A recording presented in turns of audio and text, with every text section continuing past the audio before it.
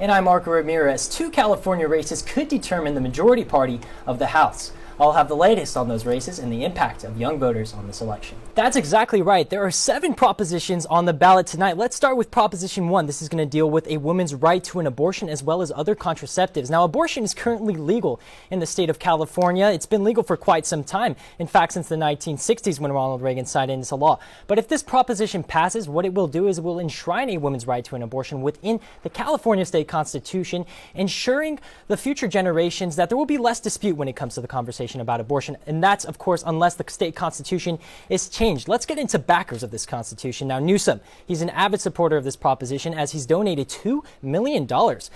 Furthermore, Planned Parenthood, California Medical Association, and Hillary Clinton, she paid a visit not too long ago to California, in fact, San Francisco, where she campaigned for this proposition. Now, opponents of this proposition, they're going to say that this is unnecessary since it's already legal to get an abortion in California. They say that it doesn't need to be enshrined within the state constitution. Furthermore, they say that it's going to cost taxpayers millions and millions of dollars. Lastly, they say it's going to make California a sanctuary state where people from outside the state are coming into the state to seek abortion. Now let's get into Proposition 26. This is going to deal with sports betting. Sports betting is actually illegal within California. However, what this proposition will do, if it passes, it's going to allow for in-person sports betting within tribal casinos, as well as the 4 racehorse tracks right here in California. In fact, the proposition actually used to be banned nationwide. However, in 2018, a Supreme Court ruling overturned that, and since then there's been sports betting legal to some extent within the states in California. Furthermore, what this proposition will do, it's going to allow roulette and dice games within these tribal casinos. But here's the catch. You're not going to be able to bet on high school or college sports. Backers of this proposition include Native American tribes. They say that this is going to bring in a lot of money, in fact, tens and millions of dollars that could be put towards things like schools, wildfire prevention, and other state priorities. Now, opponents of this proposition are going to be California card clubs. These card clubs say that this is going to run them out of business. Furthermore, opponents say that this could cause gambling addiction within the younger generations, as some tribal casinos are 18 plus. Let's dive right into Proposition 27. Don't get this one confused with Proposition 26. This is going to allow sports betting here in California, but online sports betting. We're talking about FanDuel, DraftKings here. And these are already apps that are popular in the East Coast and legal. Backers of this proposition say that 10% of the money that FanDuel and DraftKings make will go to the state of California, which could be hundreds and millions of dollars. And this money could be used towards things like homelessness. Opponents of this proposition are actually going to be the backers of Proposition 26. Remember, those Native American tribes are saying that this is going to run them out of business. And Newsom is another opponent of this proposition. And a big concern with this proposition is that on the East Coast, currently kids are getting access to sports betting since you can get it from the access of your phone. Now, this is something that opponents are worried about. They're saying that they don't want the younger generation here in California to deal with those issues. So once again, a yes vote on this proposition will allow sports betting online, and a no vote will keep things as they are. Experts stress the importance of young people voting. A representative from Power California, a group focused on bringing young voters to the polls, joins me now to talk about this issue. Aurora Castellanos, thank you so much for being here. Yeah, thank you so much for having me. Thank you. So I want to dive in with the first question. What are some ways that you notice politicians are connecting with the younger voters to get their vote?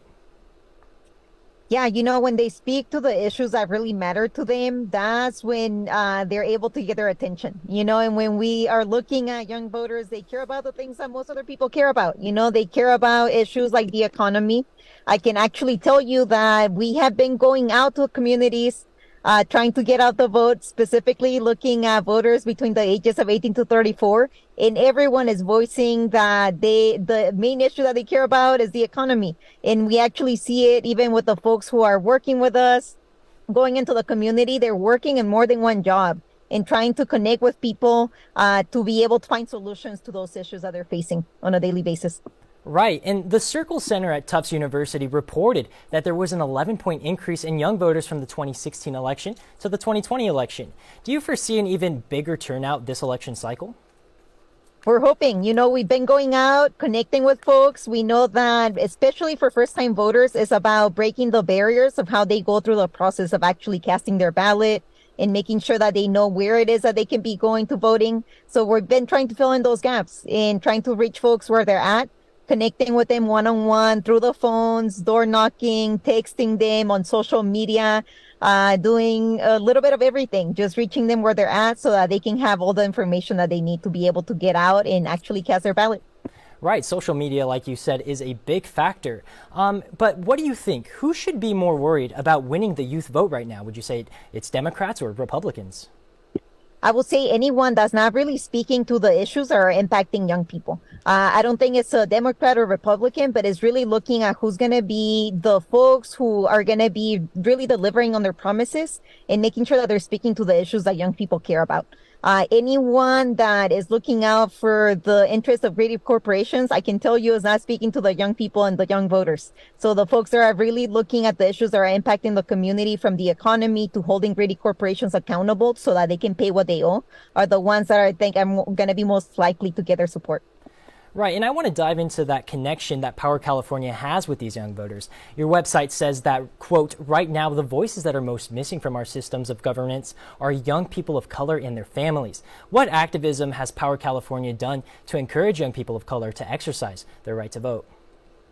Yeah, I mean, we go into the communities, we go into the schools, we're meeting people where they're at so that we can ensure that they know how to participate as part of our voting system, and also so that they can get inspired to be running for office as well. Ideally, the folks who are organizing their communities and are putting in the work on the day in, day out are the ones that are also going to be running for office so that they can take the issues from the streets to the different elected bodies up and down the state so that we can continue to have that drive of folks who are making a difference at every level. Thank you so much for joining us, and keep up that great work with Power California. Now we're going to toss it to our national correspondent, Maya Mari Vinette. Maya, what do you have for us? That's right, and we do have a couple updates for you. AP News has just called the California governor's race. They said that Newsom is the winner versus his Republican counterpart, Brian Dale. AP News also called the senator race. They said that Alex Padilla will hold on to his seat versus Mark Muser, the Republican. Now we go to Avery in Studio A. Avery, what do you have for us? How do you plan to secure this permanent funding for these projects? Well, let me just tell you, first of all, the project shouldn't cost that much. So that's the first thing, is to bring down the cost of projects.